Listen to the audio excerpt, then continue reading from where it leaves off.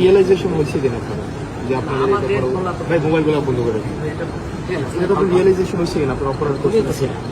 আমরা তো ছিলাম বলতেছি স্যার, আমরা তো আপনার অপরাধ করছেন যে ছাত্রলীগ নির্যাতন নিপীড়ন করছে, আপনারা এগুলো ইন্ধন দিচ্ছেন, এগুলো নিয়ে স্যার আপনার অনুতপ্ত কিনা স্যার? তোমার কথা বলে কেমন না আসলে কেমন না স্যার? আপনি তুমিও তো আমাদের মধ্যে না, আমি আপনাদের মধ্যে ছিলাম না, আমি আপনাদের বিরোধিতা করছি না, আমি আপনার বিরোধিতা করছি। আপনি আমার জঙ্গি ট্যাগ দিয়েছিলেন ওই ইয়াতে রেস্টা বিল্ডিং এ, আপনি বলছিলেন আমি জঙ্গি, তুমি জঙ্গি, আপনি আমি এটা বলছিলেন স্যার। এবং না স্যার, বিশ্ববিদ্যালয় স্যার আপনাকে সাক্ষী রেখে ছাত্রলীগ নির্যাতন নিপীড়ন করছে, তখন আপনারা কিছুই বলেন।